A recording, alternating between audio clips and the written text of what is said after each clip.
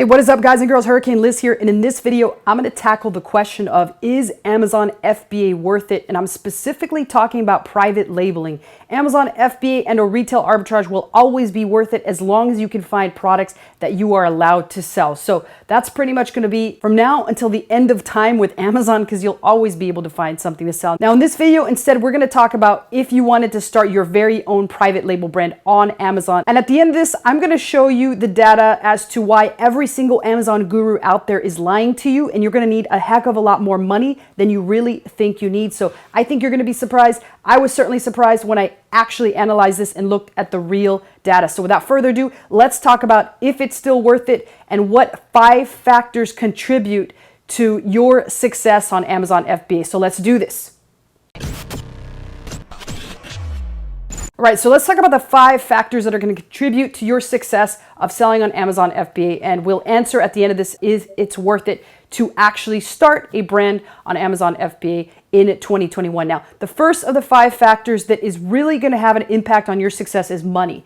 And this all comes down to how much money do you have to invest, not only in training for Amazon and or paying somebody for a course, but also in inventory. And then lastly, the most important factor, which is marketing budget, which most people overlook and they never put into their calculation. And this is where people fall short. So if every guru out there had recommended you had the required marketing budget, then you would see a lot more successful products on Amazon than you currently see right now. And like I said, that's the single biggest mistake that most newbies make, is they think that the inventory is the biggest part of the budget, when in reality it is not. So I would recommend a minimum amount of at least $10,000. And I know there's a lot of courses out there that are like, you can get started with a couple thousand, you can get started with a couple hundred. And while that is true for other forms of Amazon, it is not true when you're starting a private label brand, as branding is becoming the biggest factor of whether or not you succeed. And that all comes down to spending extra money to make your product look expensive and spending a lot of extra money to make your product look like it's worthwhile to buy.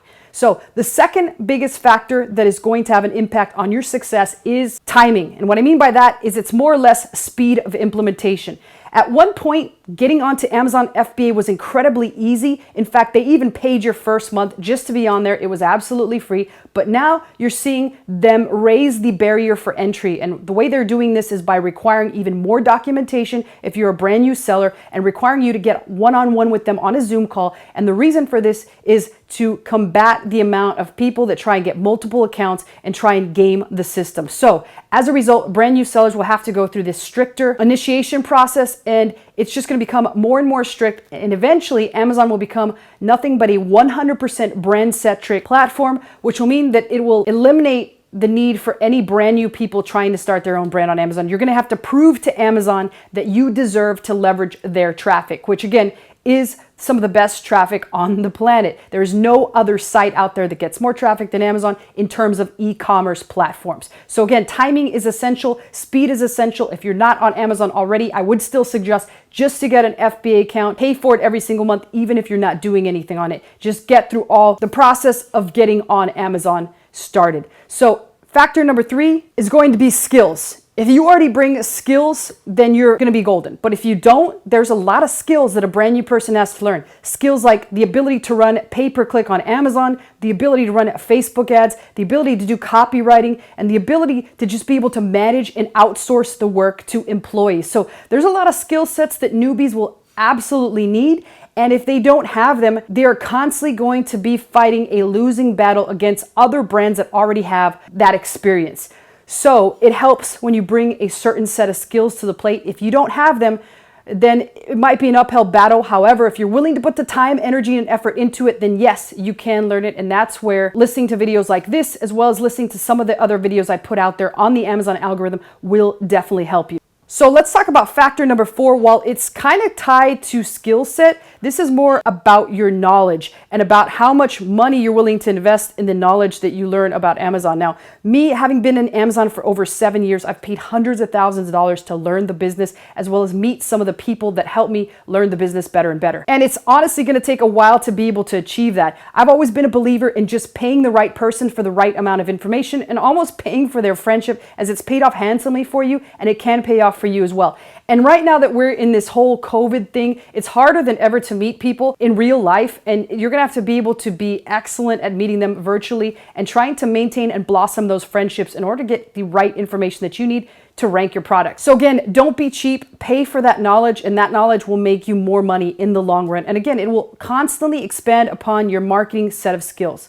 So the last factor that contributes, and it's possibly the most important yet underlooked at factor in all of having success on Amazon, is the network of people that you hang out with. So at the present time, to this day, almost every single one of my friends has impacted my Amazon business, either by sharing knowledge with me or me with them, and or just my life in general. So all the people that I talk with on a daily basis, all the people that I hang out with on a daily basis, were all met as a result of being a seller on Amazon. If I never decided to be a seller on Amazon, then I wouldn't have the same circle of friends that I have today. People like Howard Tai, who is the foremost #1 expert on ranking on Amazon. I call him the Amazon Whisperer, as he does deals with some of the biggest Chinese brands out there. And this is the kind of information that I share on a daily basis. Early today, I had a podcast with him and Anthony Lee, who is, again, another foremost expert in ranking products on Amazon.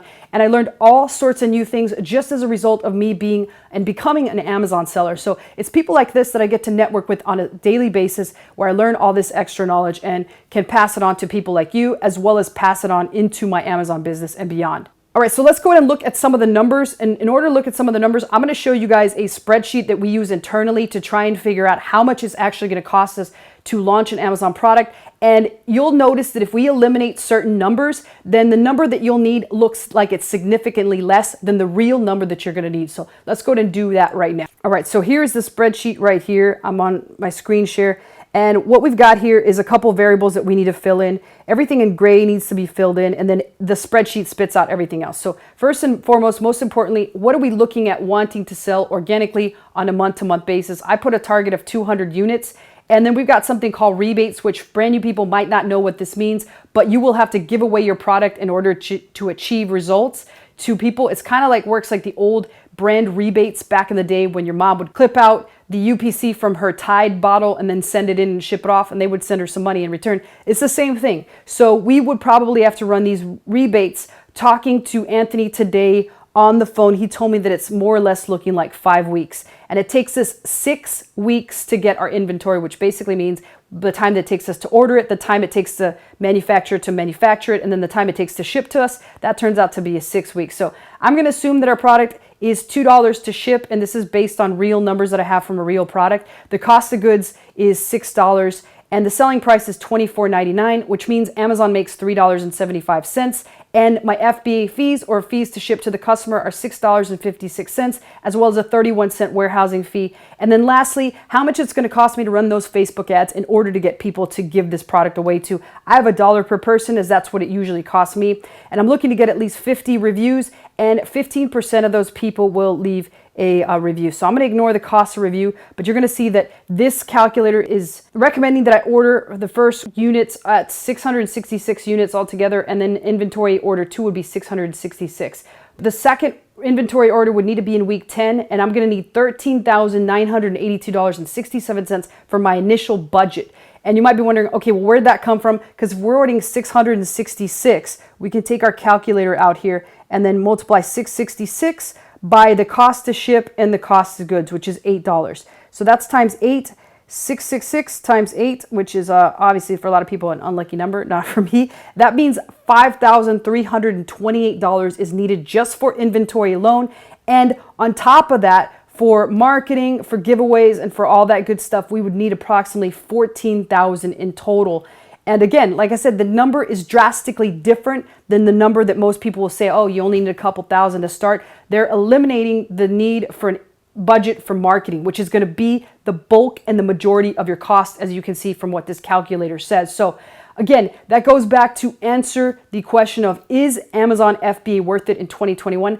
I absolutely think it is if you have the required amount of capital, as well as you're willing to devote the time, energy, and effort it's going to take you to acquire the knowledge, the skills, and then finally the network of people that will be able to help you in your journey to succeed on Amazon. If you're not willing to do either of those, or you don't have the budget, then you want to pick a different type of business model until you have the budget. Again, nothing can compare to the power of Amazon, especially if you get one product that absolutely starts to crush it and crushes it day in and day out. So I highly do recommend it if you do have the budget and you do have all the other things that I talked about in this video. And again, hopefully that made a lot of sense, and hopefully that eliminates a lot of you from actually jumping into the business model and getting caught with your pants down because you don't have the budget. I don't want that to happen. But if you have any questions and or comments about this video, post them below. I always personally answer them, and I will see you in the next video.